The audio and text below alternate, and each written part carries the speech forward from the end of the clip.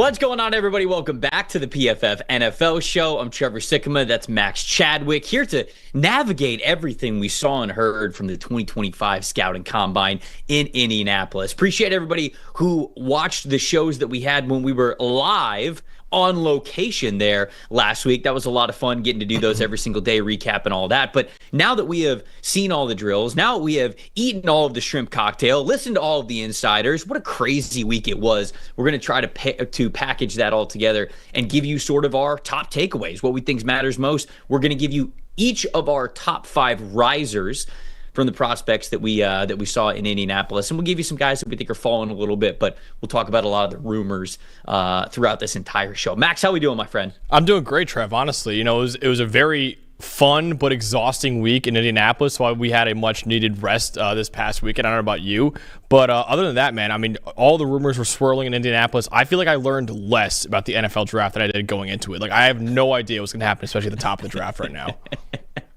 It is the information digestion right after Combine week. You really don't know what's happening. And that's what we're going to do here on the show. We're going to talk about so much of what we heard. Sometimes it'll be like those conflicting reports. They're like, okay, well, big media told us this, but we actually heard it was this. So we're going to try to navigate through all those. Are we a part of big media? And honestly, are we a part of big media, Trevor? You said big media, like it's a government or something like that. Yeah, it's like big pharma, big government, Big media. I think, unfortunately, we are, but I'd like to still think that we are a media of the people. Sure. So in this instance, we are big as in like size, reach, influence, but we're not like big media like it's big pharma. You know what I'm saying? Nobody's we're in the trenches. Yeah, we're in the trenches with everyone else. Yeah. Yeah. It's not an inside job. The NFL draft is not an inside job from PFF. I promise you guys. The first story that I want to hit on, let's start with the pro market because we'll get to the players a little bit later. But the Deebo Samuel news. Deebo Samuel getting traded to the Washington Commanders for a 5th-round pick. On the surface level, I was like, whoa, only a 5th for Deebo. I was just not that I thought that Deebo was going to go for a 1st-round pick or something, but I felt as though some team was going to look at Deebo Samuel and think, okay, like 3rd round, 4th round pick. I felt like there was going to be a little bit of a bidding war. But, after seeing some people talk about the context of the trade, the amount that the Washington Commanders are going to have to take on in terms of salary cap for Deebo's final year of his contract, and the fact that he's been a little beat up and it's been a long time since he had that dominant 2021 season. Max, I can understand this for both sides. I can understand San Francisco wanting to get him off the books, especially drafting Ricky Pearsall, signing Brandon Ayuk, and then, very soon here, probably signing a Brock Purdy contract, wanting to make sure they have enough cap to be able to do that. And then on the other side of things, the Commanders, to me, are a good bet to take on Deebo Samuel and his contract and maybe get him for a couple of years after this. And certainly this is a team that's really hitting the gas pedal after a really, really good season with Jaden Daniels last year. What'd you think about this deal overall? I think it's a win-win for both sides, but do you have any reason one way or another why you love this for either San Francisco or for the Commanders? I really like this for the Commanders especially. You talk about the cap hit. It actually really isn't that horrible, right? It's only $17.5 million against the cap, which, I mean, if you compare it to other top receivers in the NFL, it's right. Not that much, right? So it's not that bad. So I was with you, Trevor. I was kind of surprised by the only 5th-round compensation that the 49ers got out of it. Now, it makes sense for them, right? There's always been rumors of Deebo Samuel, even rumors, again, swirling around Brandon Ayuk at the Combine. I heard a lot as well. They drafted Ricky Pearsall last year, so they have obviously some good receivers in tow already. But I really like this for Washington, who was obviously one game away from the Super Bowl. Now you add a versatile weapon in Deebo Samuel that they didn't really have in that offense. I think it's only going to be a good thing for Jaden Daniels. Yeah, look, I love the fit. I love that the Commanders are getting a player who, at least in theory, certainly when he's been healthy, motivated, in his prime, if you will, has been a great yards after catch kind of a guy. And I think that Cliff Kingsbury's entire game plan is sure built around what they could do vertically, but he also loves to stretch the field horizontally. That was his MO when he was with the Arizona Cardinals, and even going back to his time in college when he was at Texas Tech. It's just kind of what he has done. And so getting a player where you can really stretch the field horizontally in order to take more of those deep shots and get guys more open down the field, I do like that for Deebo Samuel. So it's kind of that win-win trade for both sides. I was shocked that he went for only a 5th contract. I guess makes sense for it, but I do understand it for both sides here and what they're trying to do. I'm looking at the chat. Shout out to the people that are already in the chat here early on in the show. Daniel said, Trev, can you explain why some popular players were omitted for your mock draft. If you guys go over to pff.com, you can see my latest post-combine mock draft that I have. We're going to do a mock draft later this week on this very channel, but if you guys need a little bit of a hors d'oeuvres, a little hors d'oeuvre, a little appetizer to get you ready, you can go check out my mock that we have in written form over there. Daniel, I'd love to answer any of those questions throughout the show and any other mock draft questions that you guys might have. Just give me a certain player. Be like, hey, why was this guy not in the first round? Why was this guy a little bit lower? And Max and I can go back and forth. Max, I see you raising your hand. You have a question? Yeah, I think one of them that Daniel might be talking about, Trevor. I was kind of surprised that Shedeur Sanders was nowhere to be found in your first round mock draft today. Can you explain that and I think that's a good way to sort of like usher in the next part of what we want to talk about here on the show, which is just general combine buzz. We can use my mock draft as a little bit of a cornerstone to talk about some of these rumors. Ultimately, the reason why I didn't have Shedeur going in the first round, I could not find anybody that had Shedeur QB1. Outside of, I know that Dalton likes him, I know that you like him, and I know that there are people out there that do like Shedeur as QB1, but from what I talked to of like sources that weren't, within our building or guys that I talked to within media, all the new people that I talked to, and especially from what I heard with, team reporters, things like that, nobody had Shedeur QB1. And in fact, to me, it sure sounded like the way that people were talking about it was the gap between Cam and Shedeur was bigger than the gap between Shedeur and whoever was next. Whether it was Will Howard or Jalen Milroe or Jackson Dart, like I think Shedeur is a lot closer to those next guys that we talk about as potential QB3 than the player who's going number one. So you have a little bit of rumors here with the Giants potentially trading up to number one. So actually, I should set it up like this. Adam Schefter last week says the thing that he is the most confident about in this draft, and Max, you talked about this on our show last week, was that he believes the Browns are going to draft a quarterback at number 2 overall. Right. I don't think they're just going to take any quarterback. I think that if Cam Ward is there, they'll take Cam. But I believe that if the Titans take Cam Ward, or if the Giants trade up to 1 and take Cam Ward, which we have heard rumors of, if the Jets trade up to number 1 and take Cam Ward, which we have heard rumors of, if the Raiders trade up to number 1, which could potentially happen as well, haven't heard, concrete rumors on that, but I think it's on the table, then I don't believe that the Browns would feel compelled to just take whoever the next QB is at number 2. If Cam Ward's there, I think they do it, but just to sort of encapsulate the vibes that I got with Shedeur, I don't think it's consensus that the NFL views this guy as a first-round pick, let alone a top 10 pick.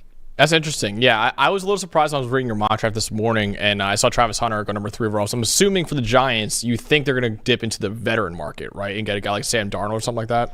That's what – so when the Matthew Stafford rumors were kind of going around last week, it was before it was announced that he was going to come to a contract agreement with the Rams and stay with the Rams – there was the report of him running into Tom Brady at a ski resort, whether or not that was intentional or unintentional, just a couple of fellas going skiing. What, guys can't go skiing anymore, Just happen to run into some elite quarterbacks when you're on the slopes. That happened. Then it was also reported that the Giants were sort of in conversations here. And Max, when I think about the Giants, yeah, they're a quarterback desperate, needy team, but they're also in a terrible situation.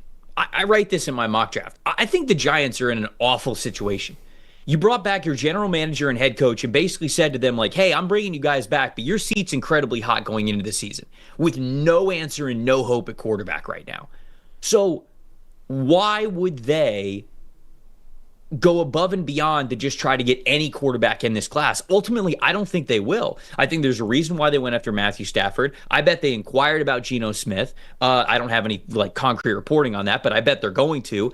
I bet they're looking into all of these quarterbacks that are about to hit free agency, and I think that is their primary focus. And when we talk about the quarterbacks in this class and sort of measuring them up against some other quarterbacks that might be available via free agency, I don't know how much Shedeur Sanders actually gets in that mix of how high he is on that ranking list of like Sam Darnold, Russell Wilson, Justin Fields, whatever it is with those guys that might be available. I think Cam Ward's a lot higher.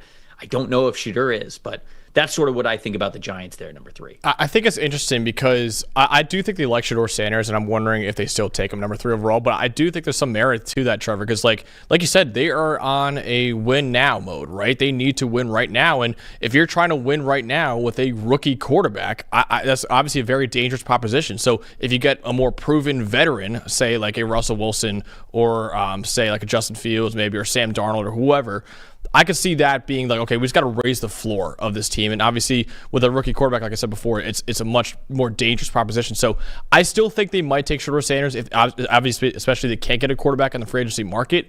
But I think there's some merit to that. I really do think that, because I think, like you said, Brian Dable and Joe Schoen right now, their jobs are on the line this upcoming season, and they're probably just going to look for some reason to keep their jobs heading into 2026.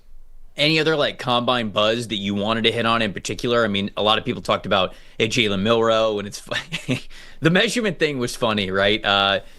Frustrating and annoying for us as evaluators, but it's like their measurements were, what was it, like way shorter at the Senior Bowl or way bigger at the Senior Bowl? It was just very inconsistent, both of the Shrine and Senior Bowl, with what it ended up being at the combine. So you go, okay, which one do I really believe? Like Jalen Milroe had super tiny hands when he was measured at the Senior Bowl, and it's like, okay, they're a lot more, NFL caliber when he got measured at the combine. And so there was some Jalen Milroe talk. Jackson Dart ended up throwing, which was nice to see him on the field, and I thought he did pretty well there. There was some buzz and some love for Will Howard. Ian Rappaport tweeted, hey, you know what, potentially a round 1 quarterback. We're getting a lot of like, hey, potentially round 1 thing with a lot of these QB3s. So any quarterback storyline in particular outside of those top 2 we already talked about that really caught your interest in Indy? Yeah, I think the one was Jalen Milroe to the Raiders especially. There's been a lot of reports recently that the Raiders really like Jalen Milroe. He fits Chip Kelly's offense. Obviously, Jalen Milroe is a very raw quarterback in a lot of areas, but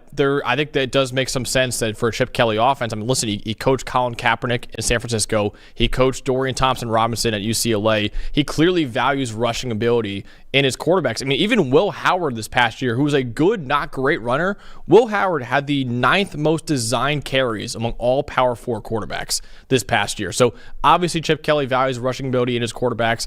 Maybe he goes again after Will Howard in the draft this time around, or maybe a guy like Jalen Milroe who might still have the highest ceiling of any quarterback in this class. Daniel asked who made themselves the most money at the combine, who hurt their stock. We're going to talk about that a little bit later in the show when we do our risers and fallers. So Daniel, I just wanted to shout out that question in the chat and make sure that you knew that we were going to get to that at some point. One of the questions is, can you guys talk about the drastic disparity of listed weight on PFF versus combine weight for all the defensive tackles and defensive ends?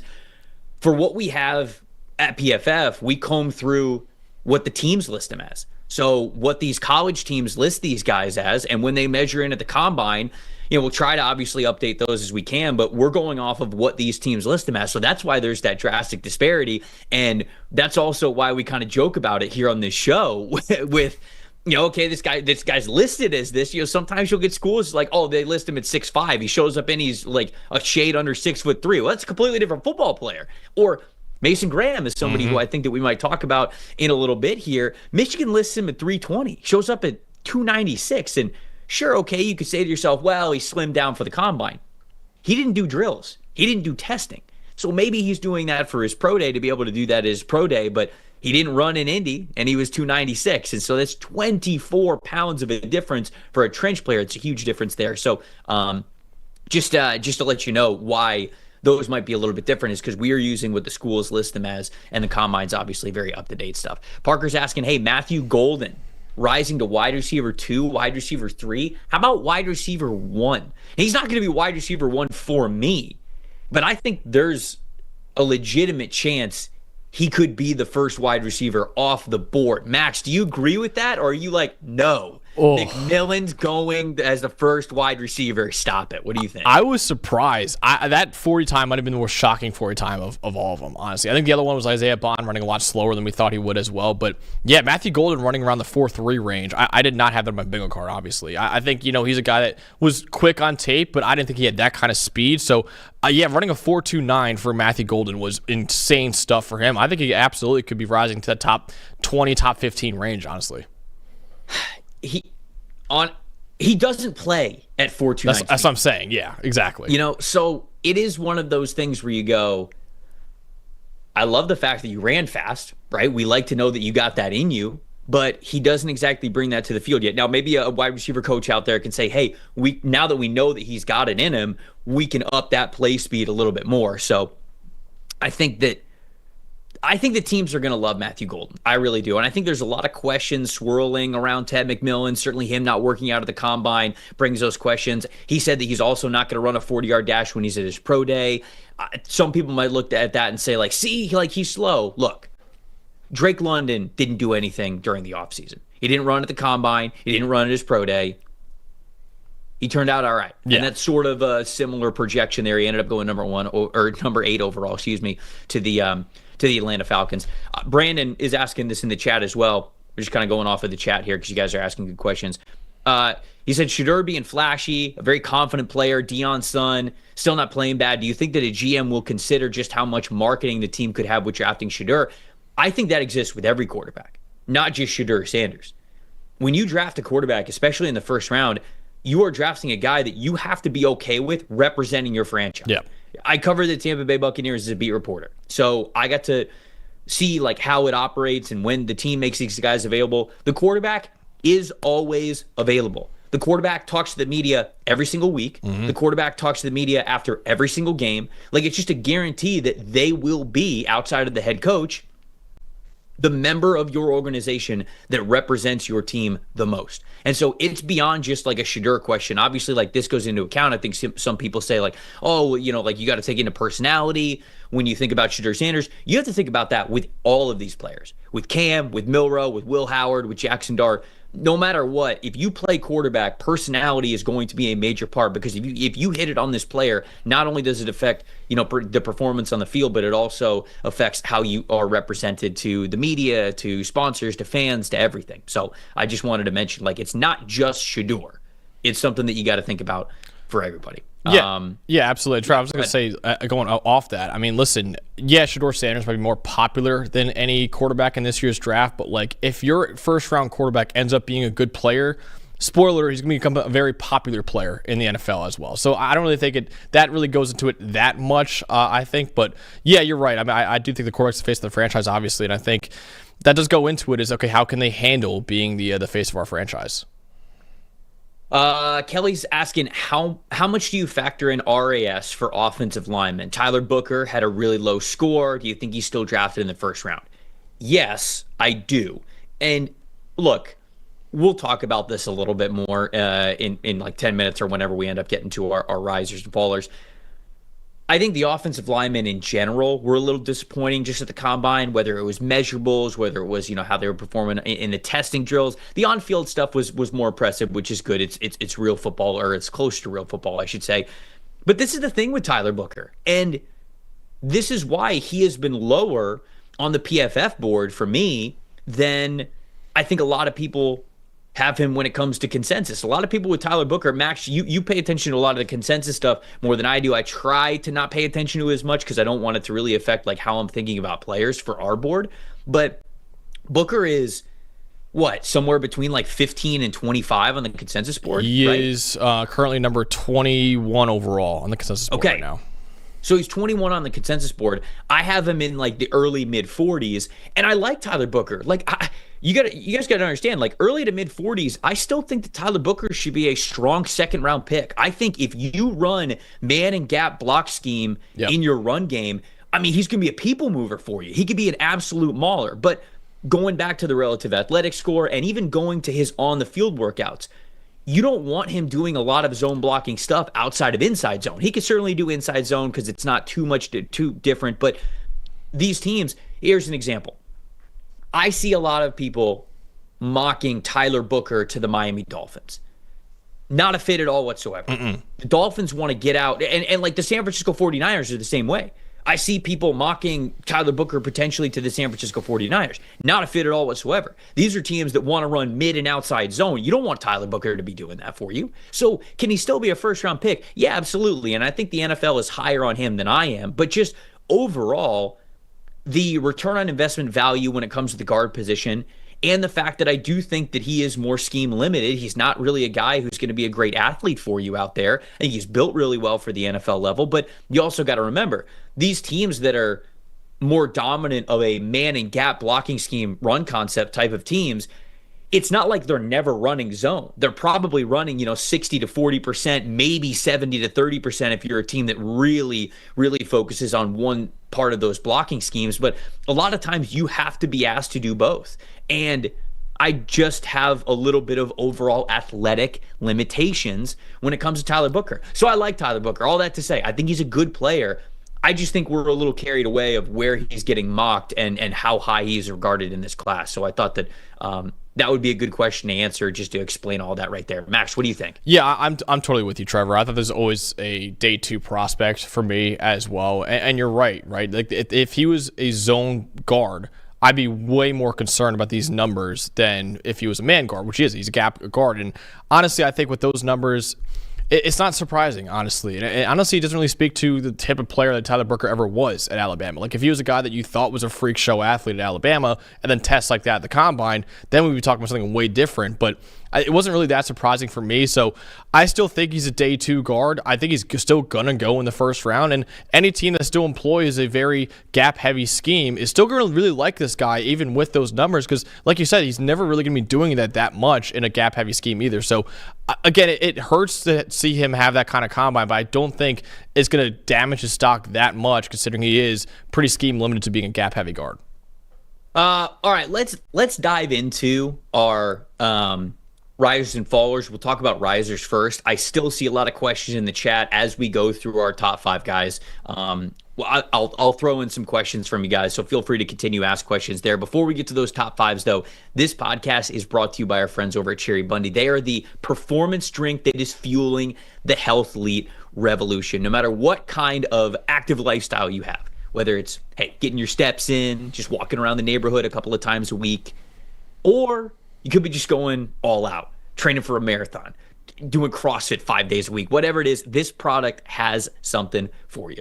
It's a natural product. It's got natural ingredients, which means there's no added sugar in there. It's made from tart cherries, which means it has the highest antioxidant fruit and vegetable in the world in there as a main ingredient.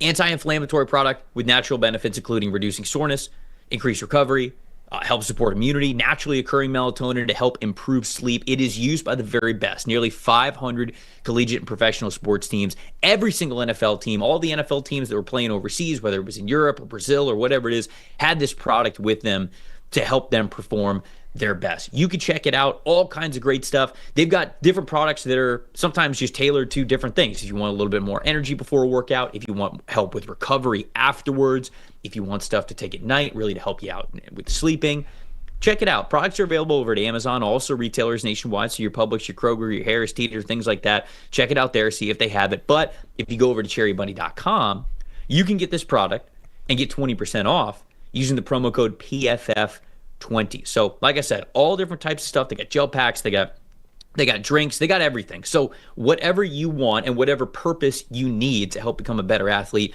you can find that all over at cherrybunny.com and get 20% off with the promo code PFF20.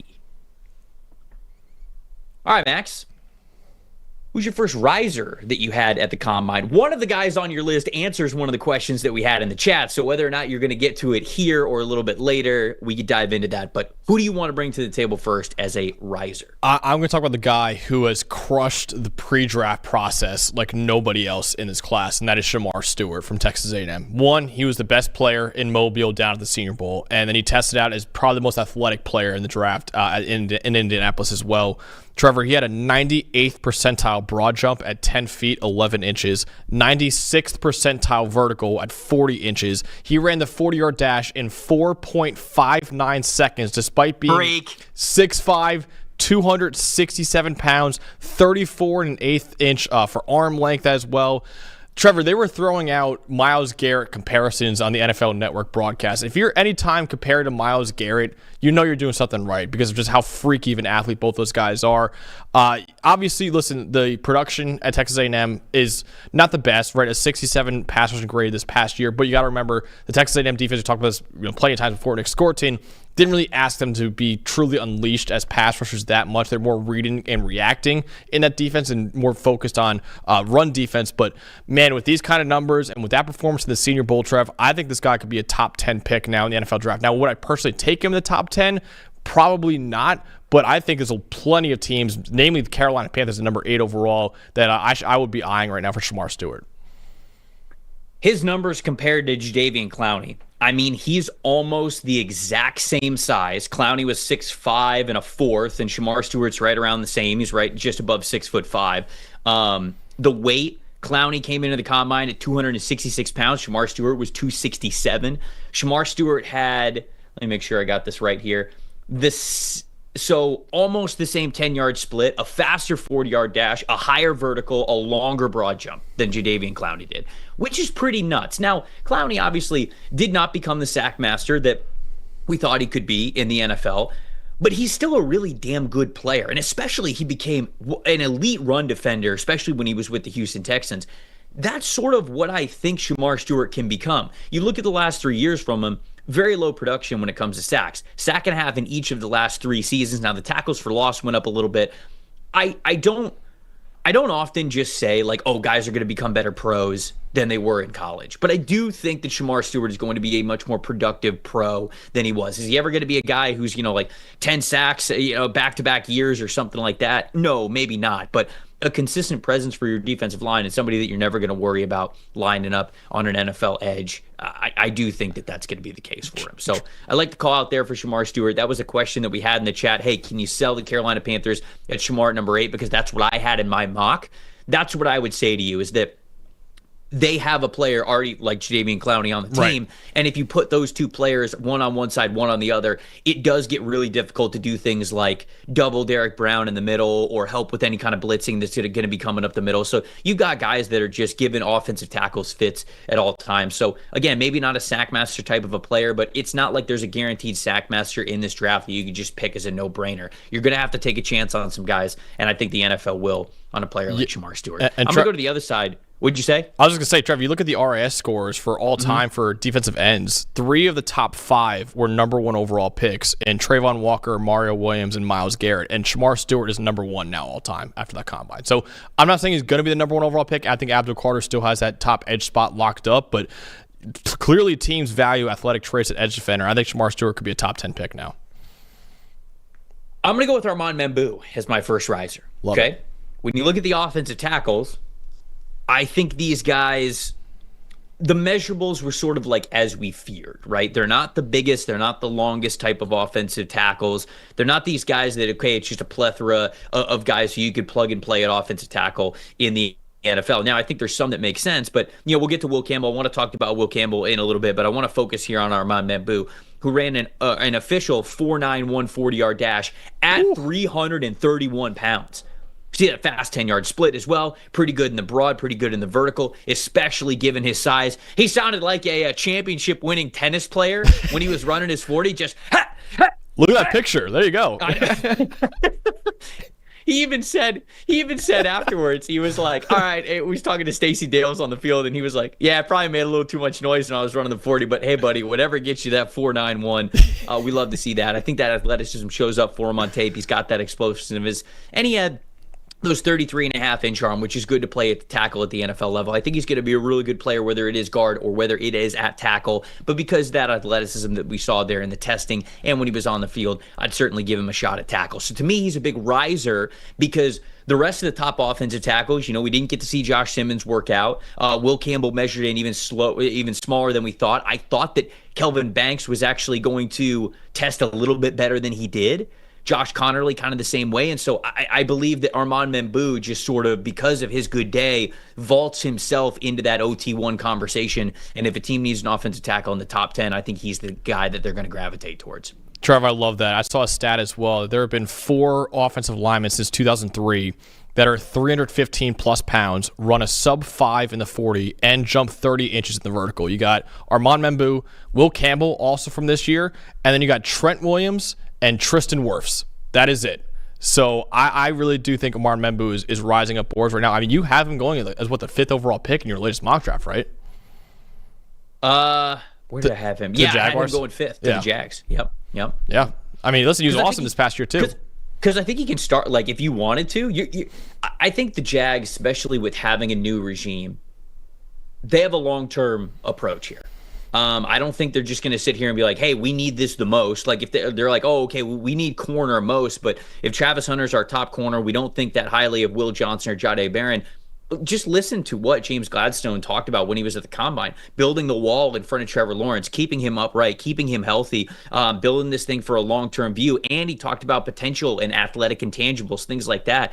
It makes me feel as though they're almost just going to draft Armand Membou and just be happy for it at some point, whether it's right away him playing to tackle, or they could keep Walker Little and Anton Harrison at the tackles, let Armand Membou play guard, and you can say to yourself, well, we're not going to draft a guard at number 5. Well, he might not be the guard for you forever, right? You sign Walker Little to that contract, but Gladstone didn't sign Walker Little to that contract. Trent Baalke did. The old regime did. So maybe they look at Walker and go, we don't know if he's our left tackle of the future type of a player. You draft Armand Membou, and maybe he starts a guard for you this year, and he kicks out the tackle the next. To me, it just feels like an investment where you got to look way more long-term on this, and I do think that he's on the board for the Jags number 5. Who's your number 2 guy that you want to bring up here as a riser? Yeah, I'm going to talk about Nick Manwari from South Carolina. Listen, he looks like a linebacker. He's 6'3", 220 pounds, but Trevor, he tested like a cornerback at the combine. It was ridiculous, the athleticism that he showed out there. Ran a 40-yard dash in 4.38 seconds, placing him in the 96th percentile for all safeties. 43-inch vertical, 11 feet 6-inch broad jump, both in the 98th percentile for safeties as well. There's been a lot of talk in recent weeks about, maybe Malachi Starks is no longer the consensus number 1 safety in the draft. And with Nick Manwari putting up a performance like that in the combine, and Starks we'll get to a little bit later, having more of a pedestrian performance at the combine, I could see Nick Manwari potentially taking him over as the top safety in the draft. I don't disagree with you. When you test like an absolute alien, it's hard to think the NFL won't take a chance on you very, very high in the draft. You talked about how those defensive ends, when they're pretty high in the relative athletic score, they go number 1 overall. I mean, for a safety and a guy who teams might view as a defensive chess piece. Now, I don't think that Nicky Manwari would be for everybody. If you want him just in like a traditional 2-high safety set or something like that, there's not really a reason to overdraft him. But if you're a team like, like Baltimore or Seattle, for example, these teams that have sort of this roaming coverage defender like Mike McDonald has had with Kyle Hamilton before when he was in Baltimore, and sort of that still role that he has there, being able to play every safety spot, also in the slot, things like that, or what he's trying to implement there with the Seattle Seahawks, that to me makes sense as him being a little bit of this amoeba, middle of the field type of defender. But if you want him to be more of like a 2 safety set, I don't think you're getting the most out of that freakish athleticism that we saw there. The reason why I do agree with you and feel as though he could be that first safety off the board, and it feels like he's going to be, is even though I still believe in Malachi Starks, I love Malachi Starks, I understand, he didn't test super athletically. He tests fine. I want to make sure that everybody knows, like a 4.5 for a safety, totally fine. Like it's not, that is nothing to scoff at or anything like that. And when he was out on the field, according to Next Gen Stats, he actually had the highest mile per hours recorded when he was going through all those DB drills for 4 of the different DB drills, which is actual football. Like that's taking that athleticism and bringing it to the game of football. So I still love Malachi. I just wonder if NFL teams are leaning much more towards let's get the freak show of an athlete in the secondary and at the second level with Nicky Manwari. So I do think that he feels almost as if he's a top 25 lock at this point. And I can't say the same about Malachi. So I agree with sort of what you're saying about where he could go. I'm going to package the next 2 guys that we're talking about here because it's the 2 Iowa State guys. It's funny, when I started this, really digging into this draft class, August, September, something like that, everybody's like, hey, you got to check out Jaden Higgins. Jaden Higgins, great wide receiver for Iowa State. We didn't know the kind of year that Iowa State was about to have, so I was like, all right. So I watched Jaden Higgins, wins with route running, wins with savviness, wins with high football IQ. He's got long arms. He's got the size to be able to play X at the NFL level, pretty good in contested catch situations. And then the more I watched and the longer the season went on, Dalton Washington of this very show told me, hey, I actually might like his teammate a little bit better for the NFL level. I was like, all right, let me go watch this guy. And then I watched Jalen Noel, and I said, wait a second, I kind of like him a little bit better. And then I just went back and forth the entire season long of which Iowa State guy I liked better for the NFL level. Well, the answer is simply yes. It's both of them. So the risers that I have are both Jalen Noel and Jaden Higgins. And the reason why is because we saw something a little bit different from those players. With Jaden Higgins, one, he measured in the way that you would want to, above 6'4", above 210 pounds. He had those long arms to him. Again, I felt as though he won as a receiver with high football IQ, with good route running, with contested catch ability, and then he ran a 4.47, and then he had great jumps, and then he now you're giving me a full athletic profile to where we have a do-it-all type of an X receiver for you at the NFL level. So is he a freak show athlete? No, but he basically everything that you're going to want Jaden Higgins to do at the NFL level, I feel like he could do. So he was a big stock up riser in that regard. And then Jalen Noel, I just didn't know how explosive this dude was going to be. You see it sometimes on the field when, he's coming from the slot and he's using those two-way goes and he's creating that separation. But, dude, over 11 feet in the broad, 41.5 inches in the vert, that's nuts. That's crazy athleticism. And then he's able to bring that stop and start ability, that body control to the on-field drills, just like we saw with him this year when he had the helmet and pads on. So those two guys, big risers in my opinion, because they separated themselves at exactly what either rounds out the receiving profile or solidifies where they won in college and how they will be able to still win in the NFL. So those two dudes, Jaden Higgins, Jalen Noel, those are two risers for me. Trev, I love both of them. And another guy who was tasked with covering them in practice is another one of my risers, another Cyclone here in Darian Porter. It was a great week for Iowa State out there. Darian Porter, 6'3", 195 pounds, 33 1/8 inch arms, obviously one of the bigger corners in attendance. He still posted jaw-dropping numbers, a 4.3 40-yard dash, 98th percentile for all corners, 10 feet 11 inches in the broad jump, 10-yard split. We're both in the 90th percentile as well. His agility drills were really good, 6.71 seconds in the three cones, 88th percentile, 4.04 seconds in the short shuttle, that's in the 80th percentile. Obviously, excellent size, excellent athletic traits. I think he's one of the top press corners in this draft, and I think he pretty much locked up a day 2 slot in the draft now. No, I agree with you completely. I don't know how the NFL looks at this guy and how successful Tariq Woolen has been, how successful Zion McCollum has been, and doesn't take a chance on those guys a little bit earlier. Because if I remember correctly, Tariq Woolen was a 5th-round pick, I believe. And I think Zion McCollum was also a 5th-round pick. Am I remembering that correctly? Yes, I believe so, yeah. Okay, you might have to fact check me on that as I keep talking. But those were like day 3 guys, and they have worked out at the NFL level. You take chances on these players who are long, have great length, but then that elite athleticism to them as well. Darian Porter, extensive track background. He was a multi-state title winner when he was in high school at the 400-meter dash, the 800-meter dash, the 200-meter, and then the medley, the 800 medley as well. So that shows up on his tape. Am I right? Was it 5th-round pick for both those guys? They're both 5th-round picks, yeah. I just feel as though the NFL at this time around is going to say, hey, 3rd round now. Somebody's going to take a chance on this guy in the 3rd round. So I agree with you. I do like Darian Porter quite a bit. And he plays at obviously a Power 5 school, right? Rick Woolen played at UTSA, and then obviously Zion McCollum played at Sam Houston State, right? So these are two guys that you at least had competition concerns with them coming in, but Darian Porter played at the Big 12 level against some really talented receivers. Obviously, 2 of the receivers in practice, like I just mentioned before, and Jalen Noel and Jaden Higgins as well. So he's at least more battle-tested than those two are coming out. And they're both obviously very good players in the NFL now, too. Let's see. Who's the next guy that we have here on my risers list? Oh!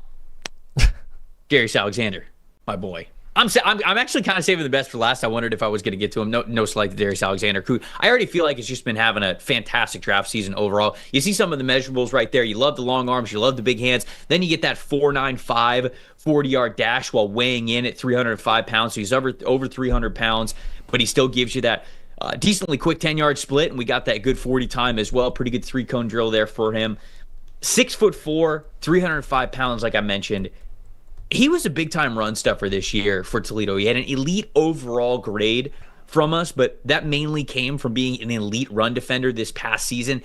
When I watched his film, I didn't really see a ton of twitch, but then I watched him at the Senior Bowl, and in those instances where they go, hey, pin your ears back and get after the passer, he was able to do so at an incredibly high level. So that makes me think, okay, that mentality just as a pass rusher wasn't there. It wasn't what the defensive structure and the defensive coaches were asking him to do. And so a little bit like what we talked about with Keanu Benton last year, where Benton was this run stuffing, two gapping nose tackle at Wisconsin for most of his career. They let him be a little bit more of a pass rusher in his final season. We go, okay, you see a little bit there. It might be a little bit of juice there, but he's still just mainly a run stuffer. And then he goes to the Senior Bowl and he plays very well as a pass rusher. The Pittsburgh Steelers obviously liked him a good amount there in that draft. I believe he went in the second round. I know he's a day two guy, but I believe he was a second round dude there. I think Darius' stock is even a little bit higher than that because of the production that he's been able to have, the grades that he's been able to garner. So to me, he's a stock up guy because he was able to stand out in a defensive tackle class that some people were looking for like total freak shows on the defensive line. I don't think we saw that as much.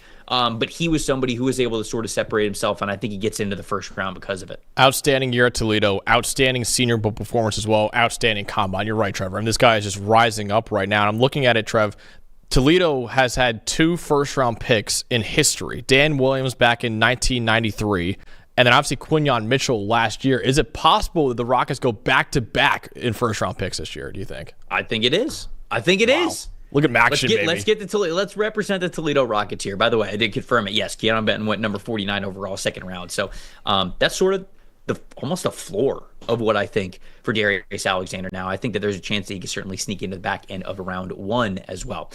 All right, you got 2 more guys you're bringing to the table. Who you got? I got Quinshon Judkins from Ohio State, the running back. For sure. It is a loaded running back class, Trevor, and I thought he tested out amazingly. And another reason why he's a riser, I did not see this coming. I did not see a 4.48 40-yard dash for Quinshon Judkins, where really one of the concerns he had coming out of college was, does he have the top-end speed? Well, he has 86th percentile speed, which is very good enough for what his play style. 96th percentile 10-yard split at 1.51 seconds, 98th percentile broad jump at 11 feet, 92nd percentile vertical at 39 inches.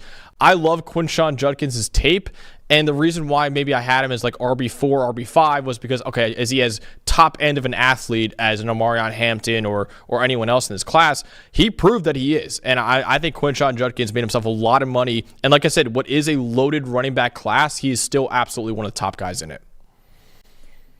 You talked about the 40-yard dash. The 11-foot broad. Yeah. Holy hell, this man was flying. The vert as well. What do you have in the vert? It was like 39 inches. 39 inches, yeah. Nuts, man. At 221 pounds, it's crazy. And you know what?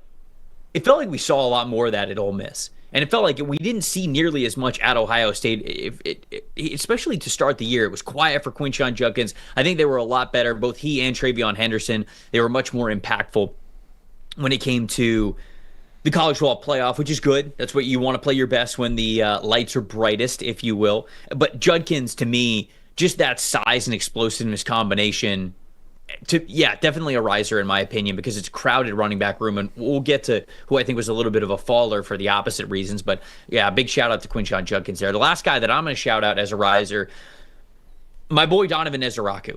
This is one of my favorite players in this class. I hate mentioning him as a my guy because I never like talking about fringe first rounders or first round guys like my guys in this class because they're going in the first round, but he feels like I have to just talk about him as one of my dudes. This is a first round edge rusher, man. You see that, the long arms, the vert and the broad, okay, not super impressive, but good enough. But it was the 3-cone drill and the short shuttle there from him.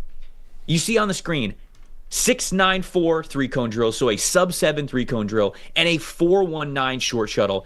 That's in the 90th percentile for edge rushers. So this dude knows how to corner. He knows how to bend. He's got that flexibility to him. He measured in at over 6'2" and 248 pounds. So it's not, I was worried that Ezeraku was going to be close to like 240. And that would have told me that, man, you probably had to put some weight to just get 240 on the scale there when you measured it in the combine. But he said that his playing weight was right around 245, 248, something like that. So he showed up at his playing weight. He said that he could even gain a little bit more muscle, a little bit more mass to get up. And he said I could probably play comfortably at 255 if you wanted me to.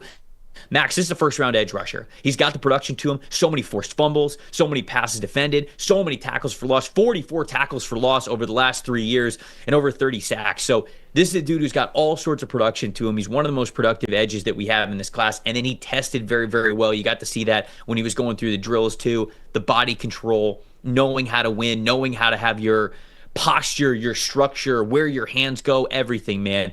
I love Donovan Ezeraku. He should not get out of the first round. And to me, what we saw at the combine is him becoming a first-round lock. So that makes him a riser, in my opinion. I love that. I mean, I had him as a first-team All-American for our PFF team this past year. Let's go. Right side of history, Max. Exactly. Exactly. He and Abdul Carter, I thought, were the two best edges in college football, both as a run defender and as pass rusher. Donovan Ezra was dominant this past year. I love the 34-inch arm length, right? Over 90th percentile for edge rushers. And Trevor, the reason why I loved Laiatu last year was the fact that he had a plan as a pass rusher, right? There's so many guys in this class thinking about it, James Pierce Jr., right? Just the plan's not all the way there yet. Ezra is ready-made as a pass rusher in the NFL with that pass rush plan. So not only does he have a high floor with his tape, but like you said, he tested out really well as well. He's got a high ceiling. I'm with you. I think he might have stamped himself as a first-round pick now.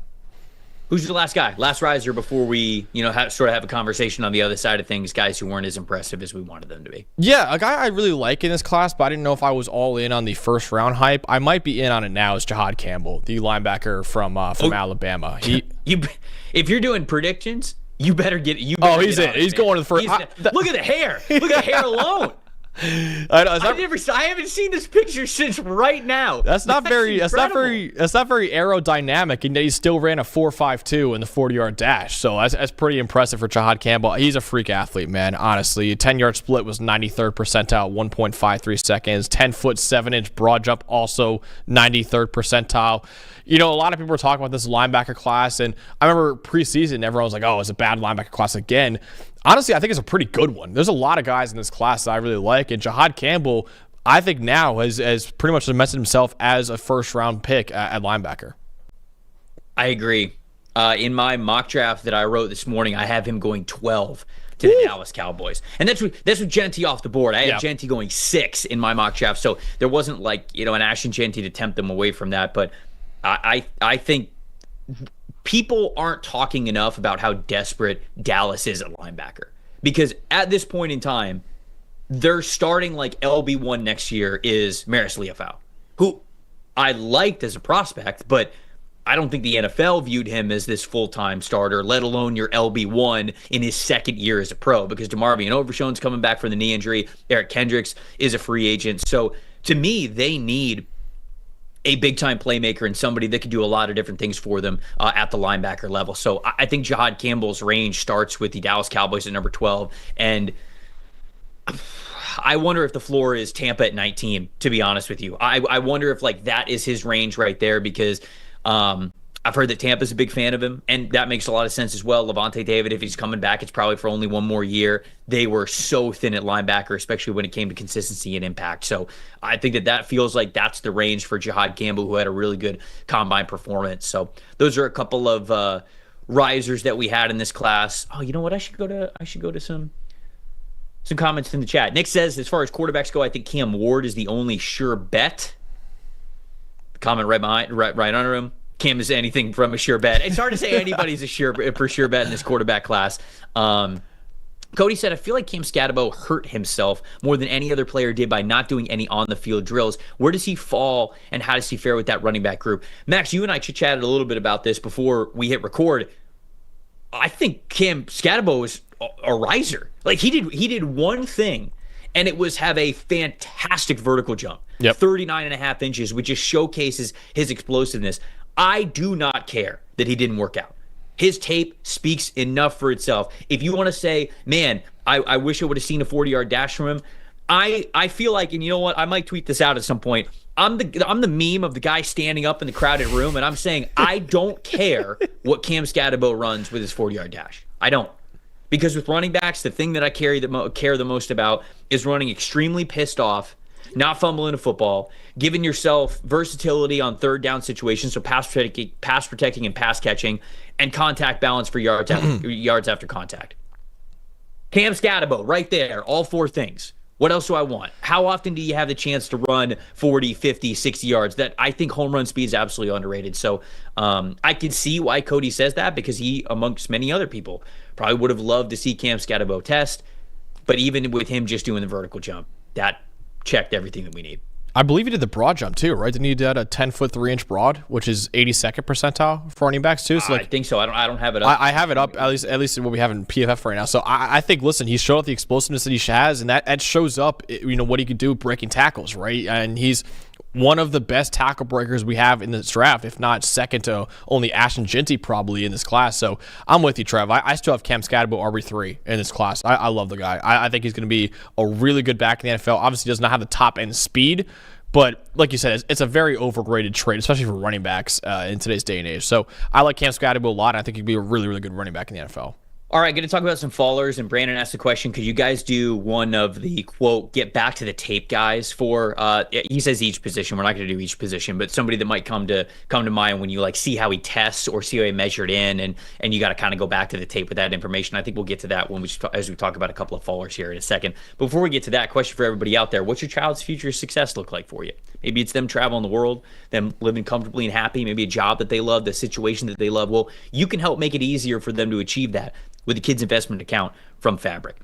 By making a contribution to your child's future today, you can help give them the means to pursue their dreams, both big and small. Fabric by Gerber Life was designed by parents for parents to make it easy to plan for and manage your family's financial path. With a kid's investment account from Fabric, you can start investing in your child's future today.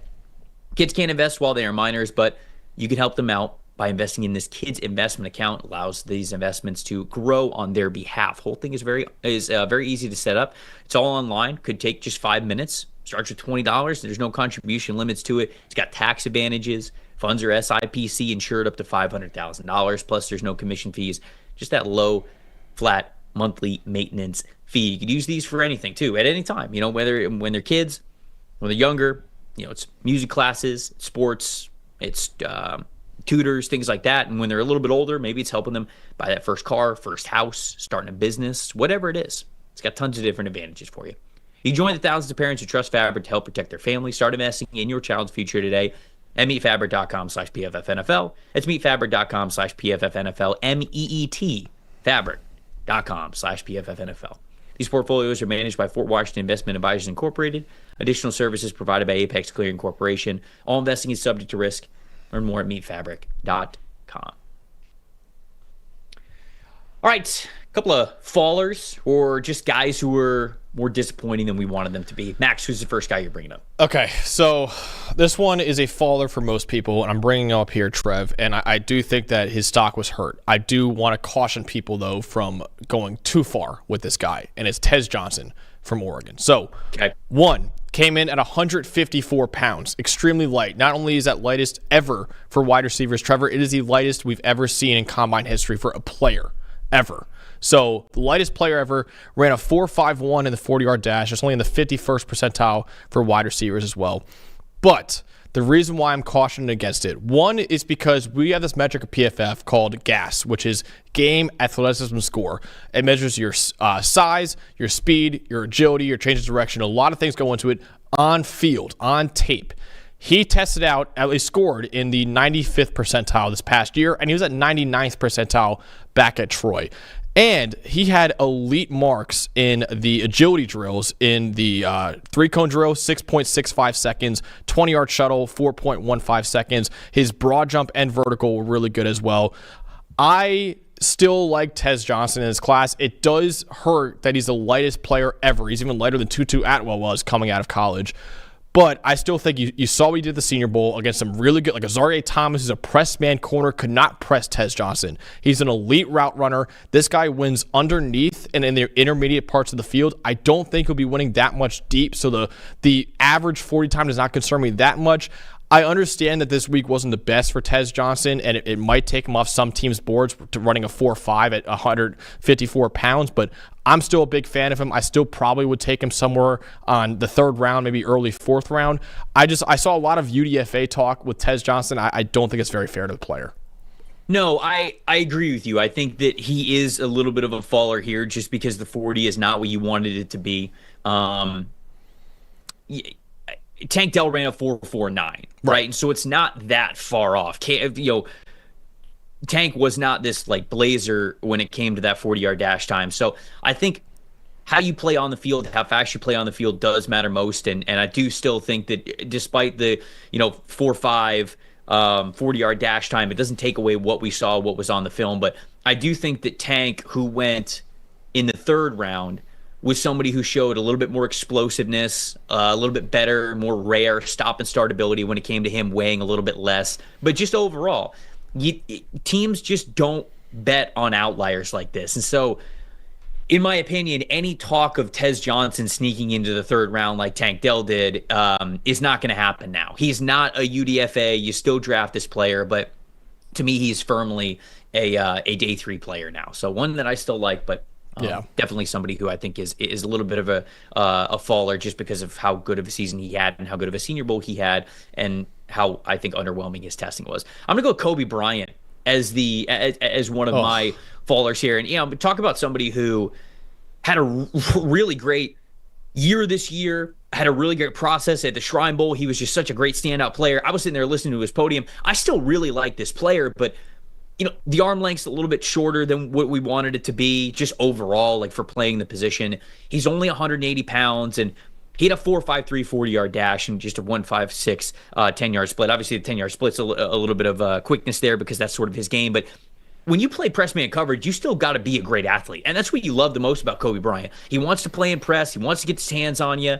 And I think a lot of people look at Kobe Bryant and they look at the frame and how small he is and they go, okay, well, is this another Emmanuel Forbes? And Emmanuel Forbes ended up going in the first round, but Emmanuel Forbes also ran a 4.32, if I remember correctly. And so you weren't worried about anything athletically when it came to Emmanuel Forbes. With Kobe, now you kind of have to worry about, okay, not only is he a smaller corner, he's also maybe not as athletic as we wanted him to be. And when you don't have that top-tier athleticism to you, when it comes to that recovery speed and being able to stay in phase and being able to play in trail technique and not panicking, not becoming grabby, anything like that, you got to be able to run really fast. And so, again, I think Kobe's got some good film. Really love what I saw from him at the Shrine Bowl. But that 40 time in the 4.5s, one, it's just not good for the position overall. Two, it's just not good for the position, especially if you are a size outlier when it comes to weight. So to me, I think he was a little bit of a faller there because I wanted to see something a little bit faster from a player who has less weight on him. So Kobe's a little bit of a faller for me here. Trev, have you considered that he's got the most dog in him of any corner in this class? Yeah, look, he absolutely has the most dog in him. And I can't deny him that. There's no doubt about it. So, look, he's still getting drafted. It's not like this dude's not getting drafted or anything like that. It's just I felt as though Kobe maybe could sneak into that third round range. Maybe he still can, but to me, he feels more of a priority day 3 selection, somebody to take in the 4th round and just bet on the dog that he is and see if he can climb the depth chart from there. I don't know if the NFL is going to take a 3rd round chance on him anymore. Who's the next guy that you're bringing up as a little bit of a faller here? I was going to mention too, look, Kobe's a guy that has DM'd me a few times because I was putting out my top 10 returning players every position ranking, and he DM'd me saying, hey, when's the corner list coming out? I was like, oh, it's coming out whatever date it was. And he goes, all right, I better be top 10. I was like, oh, yeah, we'll see, man. I got to watch all the tape. And then like 2 days later, DMs me again. He goes, actually, not top 10. I better be top 5 on that list. And I was like, dude. I love it. So listen, I'm washing my hands of this one, Trev, because I don't want to get a DM from him. But dude, I love that mentality, and I still think he could be a good player in this league. I think. So do I. So, hey, I just want to be clear. So do I. I just think where he's going to get drafted, it felt like it was leaning more towards the 3rd round before the combine. Now I feel like it's probably more of a day 3 selection for him. Yeah, so.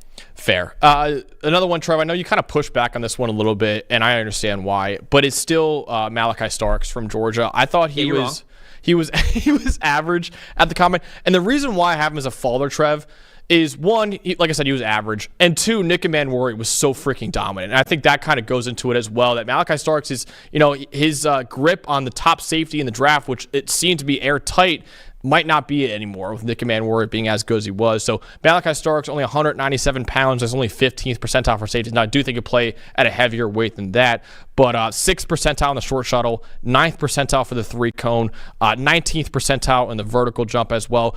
Again, the speed was good, right? He ran a 4 or 5 seconds, which is well above average, and his 10-yard split was really good as well. And you mentioned it in the actual drills, he was running really fast out there. But I just think because of the numbers not being the best and because of Nick Emmanwori being so dominant, Malachi Starks might not be the wire-to-wire number 1 safety in the draft like so many people thought he would be, and that's why I have him as a faller right now.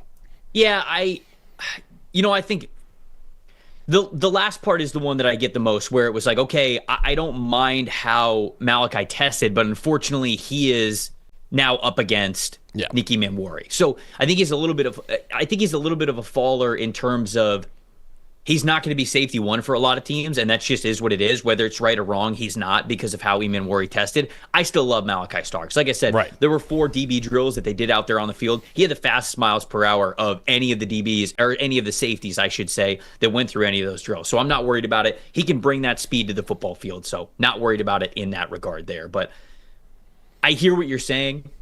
I still think he's a damn good football player. I'd take Malachi in the top 20. I don't think he's going top 20. I'd take him in the top 20.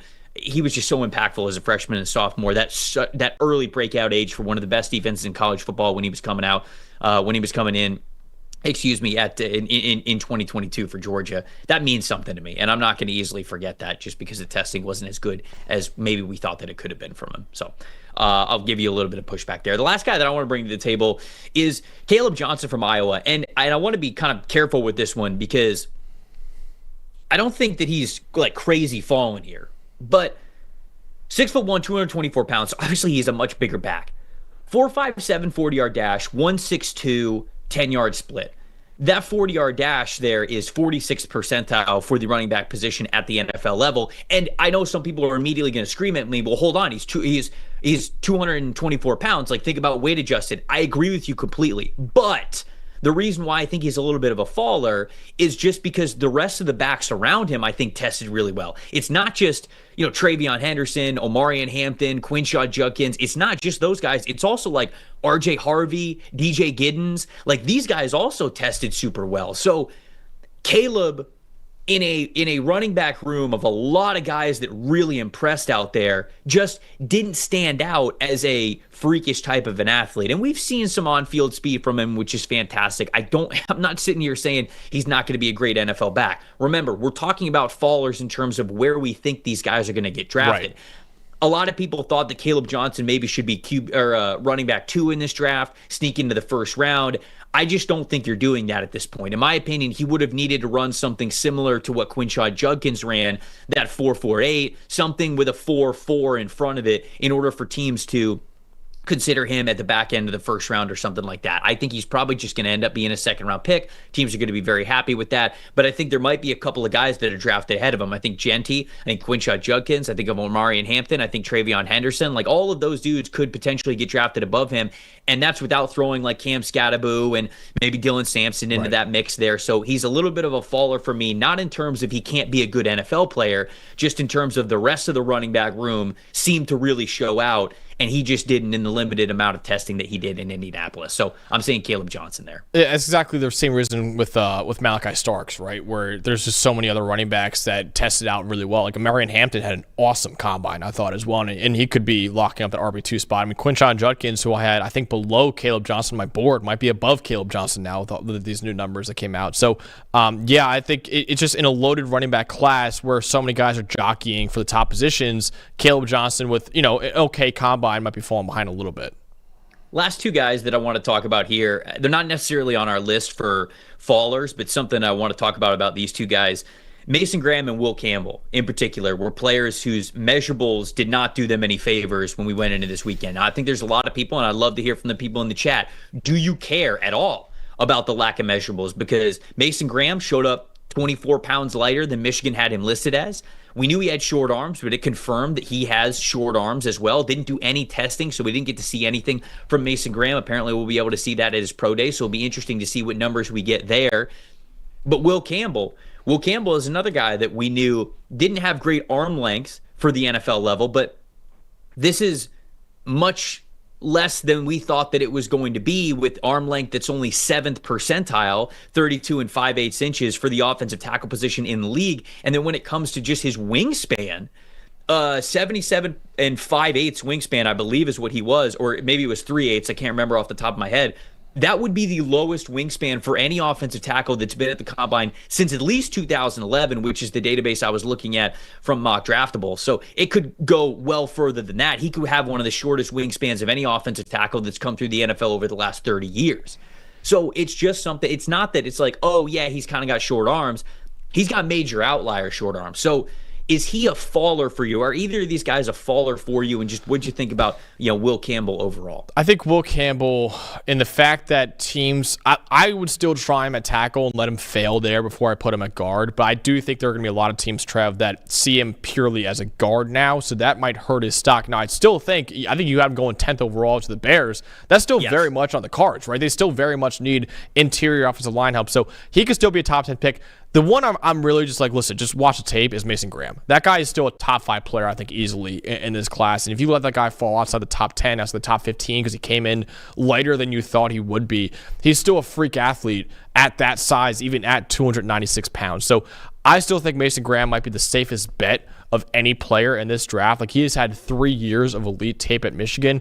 I still feel very comfortable taking that guy in the top 10 of this draft. And if he somehow falls outside the top 15, I think that might be the biggest deal of the draft.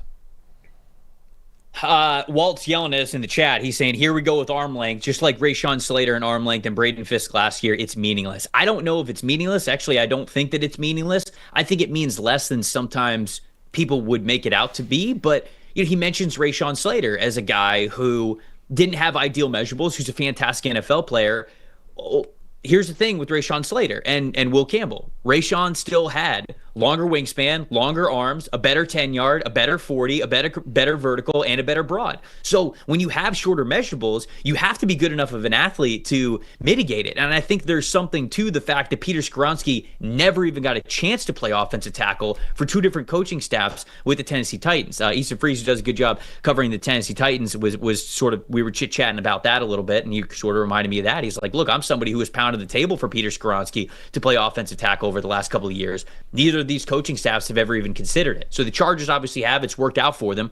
I love Will Campbell's film. The film absolutely does not change. Walt, you are correct. None of these measurables change what we have seen on film. I would still draft Will Campbell as a top 10 type of an offensive lineman. I just wonder if the NFL is going to push these guys down the board one way or another. Anything else before we get out of here, Max? No, I was just going to say, I actually think Will Campbell had an awesome combine outside of the measuring the arm. He moved super well. And like I said before, that stat before, there have been 4 offensive linemen, 315 or more pounds, sub 540, 30-inch vertical or more. Trent Williams, Tristan Wirfs, Armand Membu, Will Campbell. That's it. So he still had a great combine outside of the arm length measurables, but like I said before, that might have some teams crossing him off their board as a tackle, and he might be viewed as a guard only or maybe even center only for some teams as well. Hey, it's a good point as well. Will Campbell was doing this at about 15 more pounds than Rashawn Slater was when he tested. So a little bit more athletic for Rashawn Slater, but Will Campbell was carrying a little bit more weight to himself. All that goes into account. Chad was pumping today. I absolutely loved it. We're going to be back with you again very soon this week. We're going to go through a full mock draft, so we're not just going to talk about risers and fallers, meaninglessly. We're going to actually put them in positions where we think these guys actually rose to and go through a brand new mock draft that we will do for you guys on Wednesday. We would love to see all of you in the chat once again. If you were watching this show, whether you watched it live or after the fact, please like and subscribe to the video. Please subscribe to the channel on YouTube. We're hoping to kind of build this community throughout draft season and have a lot of really fun conversations about where these guys could go and why. For Max Chadwick, I'm Trevor Sikkema saying thank you guys so much for watching and listening to the PFF NFL show. See you guys later this week.